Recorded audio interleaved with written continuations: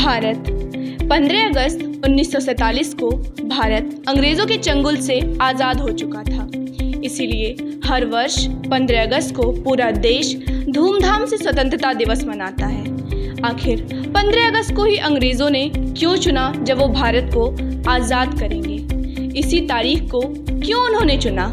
तो आइए हम जानते हैं। दरअसल द्वितीय विश्व युद्ध के बाद अंग्रेज़ों को ये लगने लगा था कि अब ज़्यादा दिन वह भारत पर अपना काबू नहीं कर पाएंगे, ज़्यादा दिन वो भारत पर राज नहीं कर पाएंगे। उन दिनों स्वतंत्रता आंदोलन बिल्कुल चरम सीमा पर था, इसलिए उन्होंने फैसला किया कि वो भारत का सत्ता उसे वापस कर देंगे। और इस फैसले को आगे बढ़ाने के लिए उन्होंने लॉर्ड माउंटबेटन को चुना। लॉर्ड माउंटबेटन भारत के आखिरी वायसराय थे।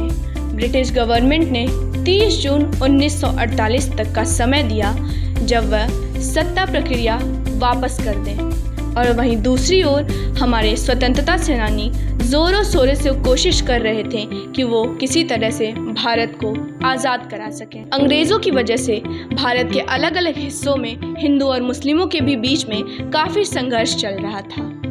भारत के आखिरी गवर्नर जनरल और स्वतंत्रता सेनानी राजगोपालाचारी के बीच कुछ बहस हुई और उसमें उन्होंने यह कहा कि अगर 30 जून 1948 का इंतज़ार किया जाएगा तो अंग्रेज़ों के पास भारत को देने के लिए कुछ भी नहीं रह जाएगा। और ये बात माउंट ने तुरंत ब्रिटिश गवर्नमेंट को बताई। आपस में सोच विचार करने के बाद समय से पहले ही भारत को उसका सत्ता वापस देने का फैसला आया। आज़ाद भारत के पहले गवर्नर जनरल माउंटबेटन ही बनेंगे, ये लगभग तय था।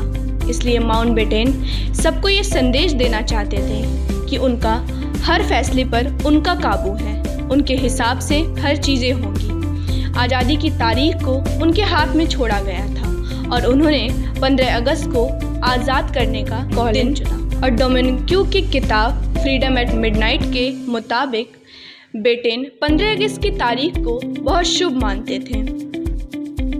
15 अगस्त को द्वितीय विश्व युद्ध में जापान ने आत्मसमर्पण कर दिया था और उस वक्त बेटन एलाइड फोर्स के कमांडर रहे थे। यही कारण है कि लगभग 1 साल पहले, तय समय से 1 वर्ष पहले भारत आज़ाद हो चुका था।